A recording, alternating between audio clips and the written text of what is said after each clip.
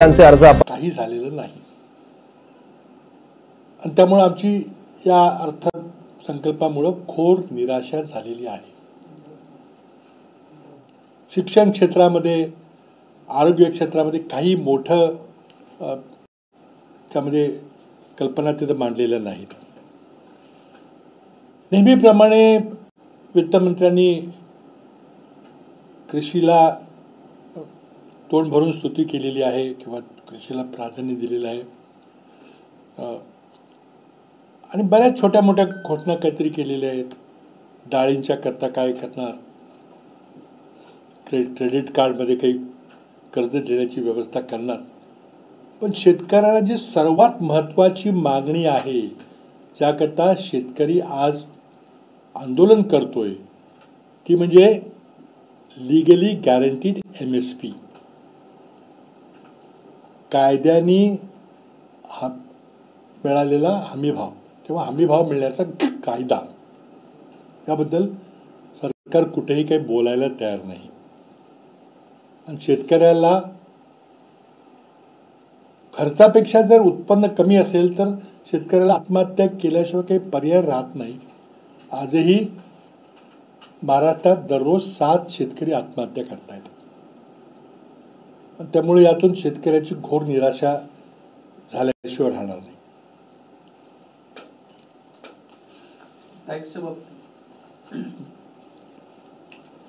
10 लाख कोटी रुपये ची निर्गुंतवणूक किंवा ॲसेट मॉनिटायझेशन ज्याला म्हटलेलं आहे, की म्हणजे सरकारी कंपन्या, सरकारी इमारती, सरकारी काही रस्ते वगैरे असतील, उत्पन्नाची साधनं असतील ती विकायचं, हा 10 लाख करोड मॉनिटायझेशन प्रोग्राम आहे. मागेही असे प्रोग्राम अनाऊन्स केले होते. पुढच्या 5 वर्षामध्ये 10 लाख कोटीची निर्गुंतवणूक किंवा ॲसेट मॉनिटायझेशन होणार आहे. ते काही अस्तित्वात उतरेल असं काही वाटत नाही. आणि राज्यांना जे 1.5 लाख कोटी रुपये हे इन्फ्रास्ट्रक्चर करता दिलेले आहेत, ते राज्यांच्या कपॅसिटीवर अवलंबून आहे. त्याचाही काही उभार उपयोग होणार नाही. सगळ्यांना पर्सनल टॅक्सबद्दल खूप कुतूहल आहे. कमीत कमी 7 लाखापर्यंत आतापर्यंत कर द्यायला लागत नव्हता. आता ती लिमिट 12 लाखापर्यंत वाढवलेली आहे. म्हणून सर्वसामान्य करदाते समाधानी होतील असं एक आभास निर्माण केलेला आहे.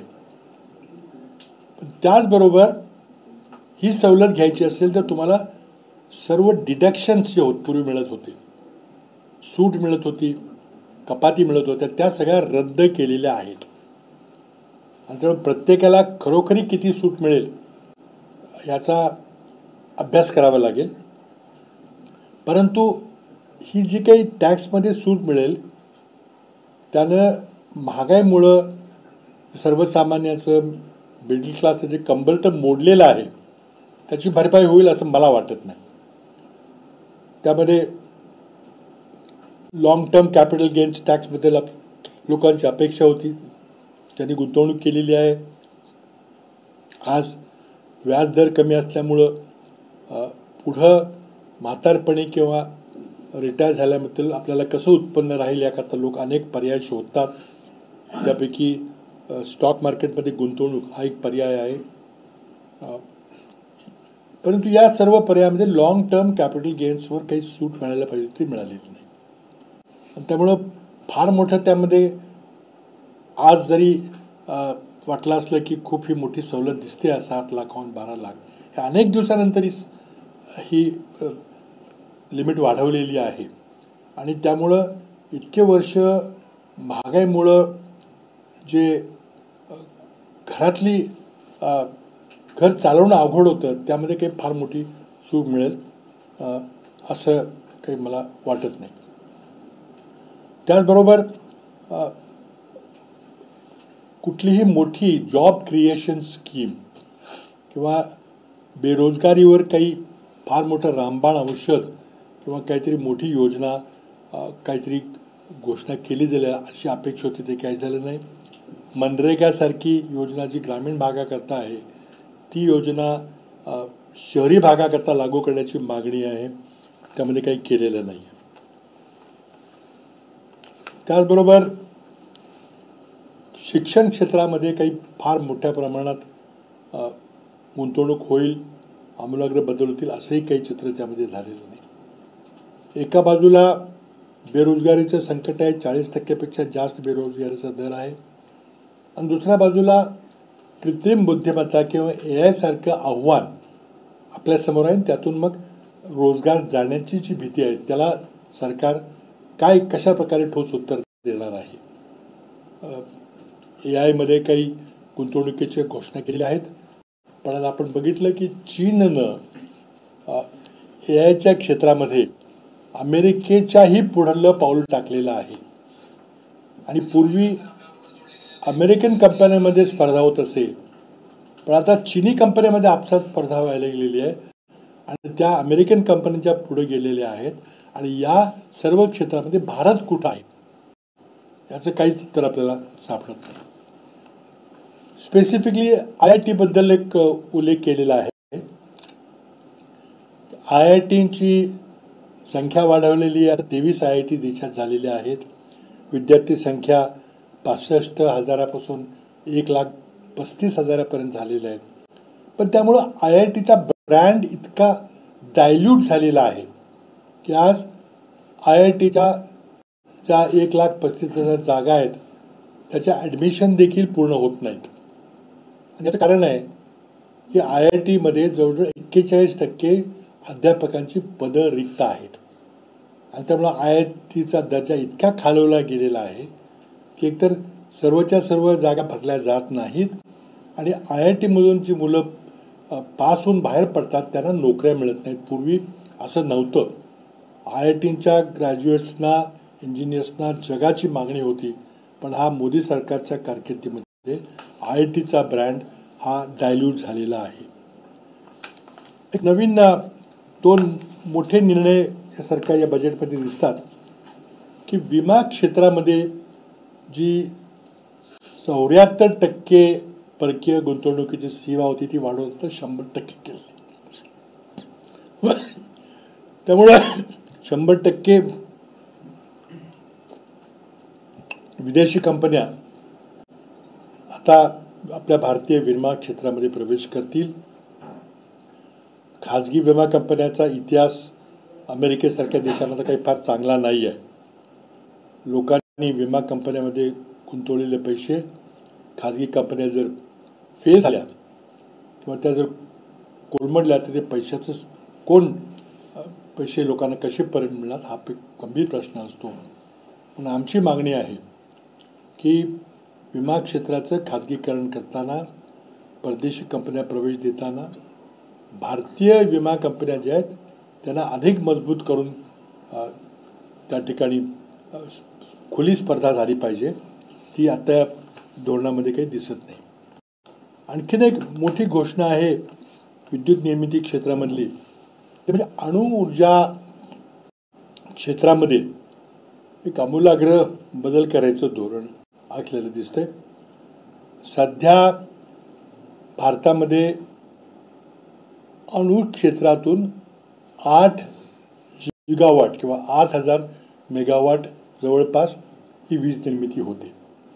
त्या 8 जिगावॉटहून भारत सरकारनं 100 जिगावॉट जो 12 पट 2047पर्यंत वाढ करायचं ठरवलेलं आहे. इतक्या वेगानं वाढ खाजगी क्षेत्राला, अमेरिकन कंपन्यांना मुक्त प्रवेश दिल्याशिवाय होणार नाही. त्याकरता त्याची एक आपल्याला अंदाज येतो की या भाषणामध्ये त्यांनी सांगितलं की आम्ही ॲटॉमिक एनर्जी ॲक्ट, भारताचा जो अणुऊर्जाचा कायदा आहे तो, आणि सिव्हिल न्यूक्लिअर लायबिलिटी कायदा जो मी केंद्रात मंत्री असताना मी पायलट करून पारित केला होता तो कायदा मी बदलणार आहोत. आता अणुऊर्जा हा फक्त ऊर्जा निर्मितीचं साधन नाही, तर त्याला एक सामरिक महत्त्व आहे. मिलिटरी क्षेत्रामध्ये अणुऊर्जेचा काय सहभाग आहे, अणुबॉम्ब निर्मितीमध्ये काय असते हे आपल्या सर्वांना माहिती आहे. आणि त्यामुळं अणुक्षेत्र हे काय इतर क्षेत्रासारखं किंवा एखादा थर्मल पॉवर प्लांट लावलं किंवा एखादं धरण बांधायला दिलं किंवा रस्त्याचं खाजगीकरण केलं असा हा इतका सोपा विषय नाही आहे. आणि त्यामुळे अणुऊर्जा विभागामध्ये मोठ्या प्रमाणात खाजगी कंपन्यांना, परदेशी खाजगी कंपन्यांना प्रवेश देताना अत्यंत सावधगिरी बाळगली पाहिजे. आमचा त्याला विरोध असेल की हे क्षेत्र सार्वजनिक क्षेत्रात असलं पाहिजे का त्याचं सामरिक महत्त्व आहे. आता नवीन नवीन टेक्नॉलॉजी या क्षेत्रामध्ये आलेली आहे. त्यामध्ये स्मॉल मॉड्युलर रिॲक्टर नावाचा जो प्रकार आहे की छोटे छोटे अणुभट्ट्या तयार करायचं. त्यामध्ये आपलं तंत्रज्ञान आपण आपल्या देशात कितपत विकसित केलेलं त्याबद्दल काही माहिती नाही आहे. पण तरी पण 2033पर्यंत 5 स्मॉल मॉड्युलर रिॲक्टर्स किंवा छोट्या अणुभट्ट्या तयार करायचं यामध्ये सांगितलेलं आहे. त्याबद्दलही काही फार स्पष्टता नाही आहे. अजूनही डिटेल सगळ्या प्रस्तावांचा अभ्यास करावा लागेल. पण एकंदरीत 2-3 फार निराशेची बाब आहे. कृषी क्षेत्राकरता काही ठोस केलेलं नाही. शेतकऱ्यांची हमीभावाची जी कायदेशीर हमीभावाचा कायदा करण्याची मागणी आहे त्याबद्दल संपूर्णपणे दुर्लक्ष केलेलं आहे. शिक्षण आणि आरोग्य क्षेत्रामध्ये जी मोठी भरीव गुंतवणूक व्हायला पाहिजे होती, कारण पुढं येणाऱ्या स्पर्धेला तोंड देण्याकरता आपला मनुष्यबळ विकास आणि आरोग्यावर भरपूर आपण त्यामध्ये जोर दिला नाही तर काही होणार नाही. बिहारच्या निवडणुकीच्या पार्श्वभूमीवर काही बिहारकरता काही स्पेसिफिक घोषणा केलेल्या आहेत, जशा मागं केल्या होत्या तशा. परंतु त्यामुळं एकंदरीत या बजेटचे काँग्रेस पक्षाच्या वतीनं, आमच्या वतीनं मी त्याचा निषेध करतो किंवा त्याबद्दल अत्यंत निराशाजनक हे बजेट आहे म्हणतोय असं नाही आहे. त्याला स्टॉक मार्केटनी देखील थम्स डाऊन या बजेटबद्दल खूप निराशा व्यक्त केलेली आहे, कारण त्याचा अपेक्षा भंग झालेला आहे. आता स्टॉक मार्केट फार काही लक्ष देण्याचं कारण नाही, पण एक छोटासा इंडिकेटर आहे. पण तो स्टॉक मार्केटची सुद्धा घोर निराशा झालेली आहे. मला वाटतं की भारताच्या विकास दराच्या दृष्टीनं आज जर आपल्याला 2047पर्यंत विकसित भारत करायचा असेल तर किमान 9 ते 10% वार्षिक विकास दर आपल्याला गाठता आला पाहिजे. आज 6-7.5% विकास दर 6% खाली जाताना दिसतोय. आणि त्यामुळं मोदींच्या 11 वर्षामध्ये अर्थव्यवस्थेचं अक्षरशः तुळघाण झालेली आहे. मग त्यामध्ये नोटबंदी असेल, GST असेल, कोविडमधलं एकदम अचानक लॉकडाऊन करून अर्थव्यवस्था उद्ध्वस्त केली असेल, किंवा लघु उद्योग क्षेत्र आहे त्याला अजूनही उभारी मिळालेली नाही. कोविड काळामध्ये जे कोलॅप्स झालेलं क्षेत्र त्यालाही काही उभारी मिळालेली नाही. आणि आता छोट्या छोट्या टिंकरिंग यामध्ये केलेलं आहे, छोट्या छोट्या घोषणा केलेल्या आहेत, पण एकंदरीत जे बिग पिक्चर या ठिकाणी आमची अपेक्षा होती ती काही मिळालेली नाही. आणि त्यामुळं या अंदाजपत्रकातून आमची फार घोर निराशा झालेली आहे. एक महत्वाची गोष्ट आहे की 12 लाखापर्यंतचं जे इन्कम टॅक्समध्ये सूट दिली त्यातून मिडल क्लासचं टीम बजेट अशा पद्धतीचं भाजपकडून सांगितलं जातं. नाही, याला काही अर्थ नाही आहे, कारण ही सीमा ही पूर्वी कधी ठरली होती. इतकी वर्ष महागाईमुळं जे सर्वसामान्यांचं कंबरटं मोडलंय त्याची आता भरपाई होईल का याने? आतापासून तुम्हाला थोडी जास्त सूट मिळेल. ती जर महागाई निर्देशांक आपण लक्षात घेतला तर ही नैसर्गिक वाढ आहे. त्यामध्ये काही फार मोठं काही उपकार केलेत किंवा फार मोठं रिलीफ दिल्याचं काही नाही आहे. आणि त्याचबरोबर तुम्ही जे एक्झम्पशन काढून टाकलेले जे पूर्वी होते त्यामुळे एकूण नेट किती फायदा होईल याचा जरा अभ्यास करावा लागेल. फार काही कुणाचं फार मोठं समाधान होणार नाही. महागाई निर्देशकाचा जर विचार केला तर ही नैसर्गिक वाढ आहे. राकेश एक टिकटॅक करून घेऊ. ओके विज्युअल घेऊन द्या ना सर. हिंदीला नंतर करणार तुला पाहिजे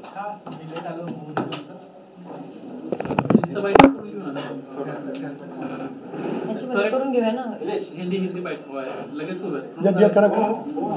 एक मिनिट थांबा. कोण आहे? आहे ना सर. या तुम्ही थांबा. आता सगळेच आले. हिंदी बाईट करून घेऊ, हिंदी बाईट करून घेऊ. हिंदी बाईट नंतर बोलू का? बाईट करणार का मी बोलू मग? हिंदी बाईट करू का मी? ABP आणि sorry, ABP मध्ये. ANI आणि ते one-to-one करतील ना?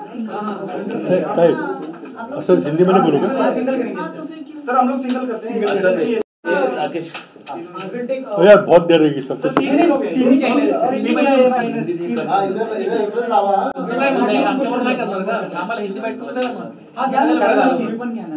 सगळ्यांनीच घ्या ना मग. हिंदी बाईट करून करू ना. हा, घ्या. एक बाईट करून तुम्ही सर करा. सोडा. आता मी म्हणजे एक करतील. करणारच आहे.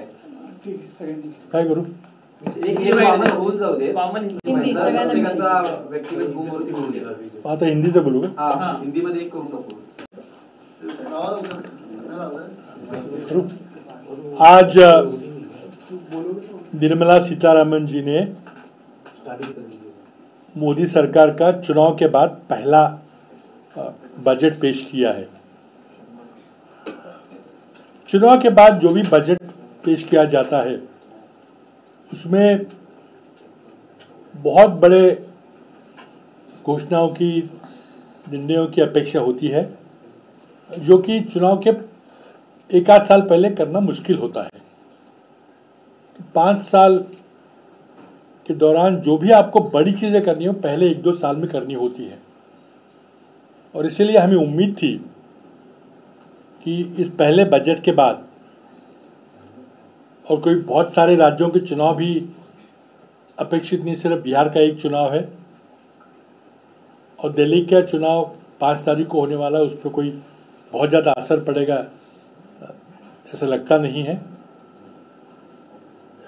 और विशेषकर जो भारत की अर्थव्यवस्था का विकास दर धीमा पड़ रहा है, 6.5% वार्षिक दर से लेकर 6% की ओर चलता जा रहा है। लोग तो ये भी कह रहे हैं कि शायद इस साल 6% भी कर पाना मुश्किल लग रहा है।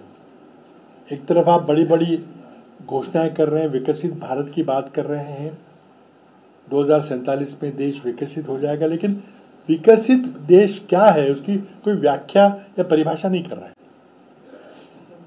भारत विश्व की 5वें क्रमांक की 5वें नंबर की अर्थव्यवस्था बन गया है, बहुत जल्दी 4थे क्रमांक पे जाएगा। लेकिन देश अमीर होना एक बात है, लेकिन क्या देश के लोग अमीर है?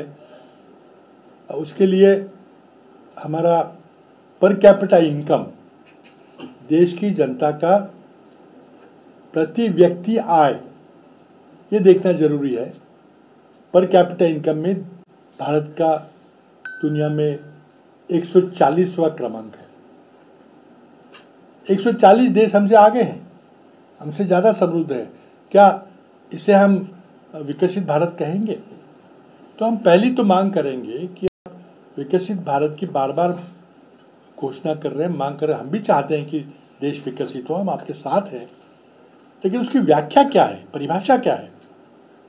और क्या देश का जो अर्थव्यवस्था का वार्षिक विकास दर 6-6.5% है, उससे हम ये कर पाएंगे? आज सारे अर्थशास्त्री हमें बताते हैं कि अगर भारत को 2047 तक असल में एक विकसित देश बनना है तो भारत की अर्थव्यवस्था का विकास दर, इकोनॉमिक ग्रोथ रेट कम से कम 9-10% सालाना होना आवश्यक है। और इसके लिए हम चाहते थे क्योंकि बड़ी घोषणाएं होंगी, कोई बुनियादी सुधारों की बात होगी। इस बजट में सबसे पहले तो कृषि क्षेत्र को लिया गया है और छोटी मोटी कई सारी घोषणाएं हैं।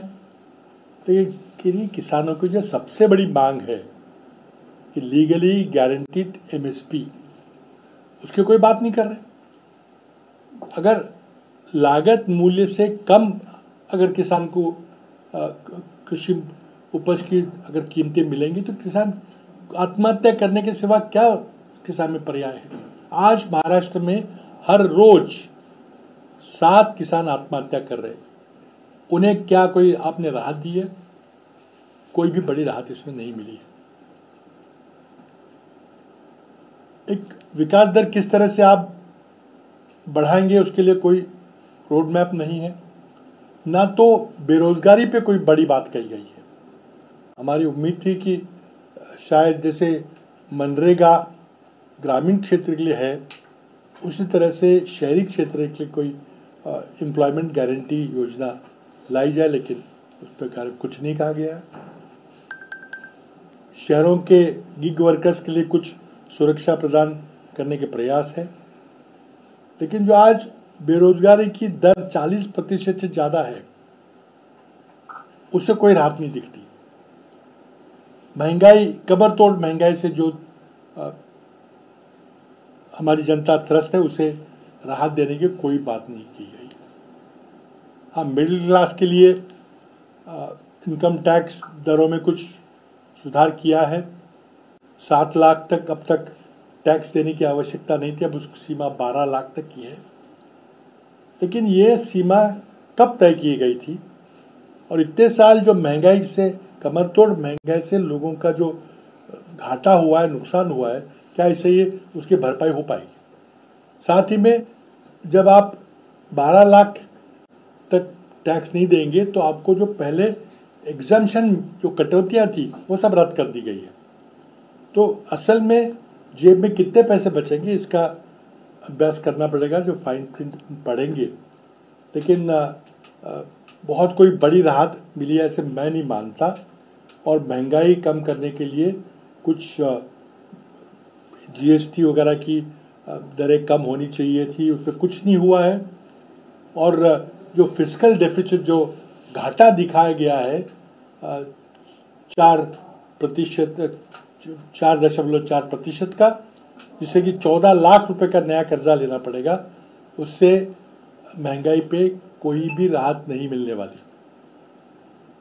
शिक्षा और स्वास्थ्य क्षेत्र के लिए कोई बड़ी योजनाएं या जो हालत है आज शिक्षा की, अब दुनिया में जिस तरह से स्पर्धा चल रही है, जैसे बेरोजगारी का जो माहौल है, उसके लिए हमें हमारे मनुष्य, जो हमारे ह्यूमन रिसोर्सेस है, उन्हें और अच्छी तरह से ट्रेन करना चाहिए। शिक्षा, चाहे वो प्राथमिक शिक्षा हो, माध्यमिक शिक्षा हो, हायर एजुकेशन हो, उसमें जो निवेश करना चाहिए था वो कहीं दिख नहीं रहा है। कि आईआईटी की बात की गई है, कहा गया है कि आईआईटी में अब 65,000 एडमिशन की जगह 1,35,000 एडमिशन हो रहे हैं। लेकिन आईआईटी का जो स्तर है, जो दर्जा है, जो उनका क्वालिटी का स्टैंडर्ड है, वो इतना ज़्यादा गिर चुका है कि आज 1,35,000 एडमिशन्स तो हर साल सीटें होती है, लेकिन पूरी सीटें नहीं भरी जाती, सीटें खाली रहती, जो आईआईटी में पहले कभी नहीं होता था। साथ ही में आईआईटी के ग्रेजुएट जो पास आउट होकर नौकरियां नहीं मिल रही है। इसका कारण है कि आईआईटी में आज भी 40% पद रिक्त है। जो टीचर्स के पद है, प्रोफेसर्स के पद है, वो रिक्त है, पढ़ाने वाले कोई है नहीं वहाँ पे। तो अपने आप के आईआईटी में से एक अच्छे इंजीनियर निकलेंगे? तो मैं समझता हूँ ये बुनियादी बातें हैं, उसमें कुछ भी नहीं किया होगा। बहुत घोर निराशा हमारी हुई है। 2-4 स्पेसिफिक बातें हैं। एक तो न्यूक्लियर एनर्जी में प्राइवेटाइजेशन की बात की गई है। अणु ऊर्जा, एक परमाणु ऊर्जा एक बहुत सामरिक महत्व का क्षेत्र है। कोई किसी और बिजनेस जैसा ये बिजनेस नहीं है। चाहे आप कोल प्लांट लगा रहे हैं, थर्मल पावर प्लांट लगा रहे हैं, या कोई बांध बांध रहे हैं, किसी प्राइवेट सेक्टर को दे दिया, ऐसा क्षेत्र नहीं है, क्योंकि इसका सामरिक महत्व है। और इस क्षेत्र में खुले तौर से विदेशी कंपनियों को प्रवेश देना एक खतरा मोल लेने वाली बात है। लेकिन निर्मला जी ने इसमें कहा है कि हम एटॉमिक एनर्जी का कानून है, उसको हम बदलेंगे। साथ ही में जो सिविल न्यूक्लियर लायबिलिटी कानून, जब मैं केंद्र में मंत्री था इस विषय का, तो मैंने यहाँ पे जो कानून पारित कराया था, उस कानून को भी बदलेंगे, जिसमें कि अगर प्राइवेट कंपनी के न्यूक्लियर पावर प्लांट में कोई एक्सीडेंट होता है, जैसे भोपाल में ट्रेजेडी हुई थी, तो उसके लिए जिम्मेदार कौन रहेगा? विदेशी कंपनी कहते हैं कि हम जिम्मेदार ना रहे, हम कोई नुकसान भरपाई नहीं देंगे। तो इस तरह के बहुत बुनियादी कानून को बदलने की सरकार बात कर रही है, इसे बहुत गंभीरता से विचार होना चाहिए। इंश्योरेंस सेक्टर में पूरी खुली छूट दी कि अब सारी विदेशी कंपनियां भारत में बीमा कंपनियां आ सकेंगी। अब तक 74% निवेश की जो मर्यादा थी उसको बदल के 100% कर दिया गया है। लेकिन निजी बीमा कंपनियों का इतिहास, विशेषकर अमेरिका का और पश्चिम के देशों का इतिहास कोई बहुत उत्साहवर्धक नहीं है। तो मैं समझता हूँ कि जब बीमा क्षेत्र को खुला करने के समय जो में कुछ पर्याय सोचनी चाहिए ताकि हमारी जो सरकारी बीमा कंपनियां हैं उसको निरस्त ना किया जाए, उसका निजीकरण ना किया जाए। एक तरह सरकारी कंपनियां चली रहे। अगर लोग चाहते हैं कि सरकारी कंपनी में बीमा कराए तो उन्हें चॉइस रहनी चाहिए। तो इसकी निजीकरण के लिए हम थोड़े से चिंतित हैं। साथ ही में बहुत सारी एक अवसर जो था चुनाव के बाद वाले पहले बजट में, इस अवसर को खो दिया है, ऐसे मैं समझता हूँ। कोई भी सरकार के सामने कोई रोड मैप नहीं है कि किस तरह से हम भारत की अर्थव्यवस्था को फिर से 9-10% की ट्रैजेक्टरी पे ले जाएंगे। मोदी सरकार के चलते अर्थव्यवस्था का जो भारी नुकसान हुआ है, चाहे वो नोटबंदी के चलते हो, चाहे जीएसटी के चलते हो, चाहे कोविड के दौरान एकदम अचानक लॉकडाउन करने की वजह से जो हुआ है, या किसानों के जो बिल लाकर जो कृषि क्षेत्र पे आहत करने की बात चल रही है,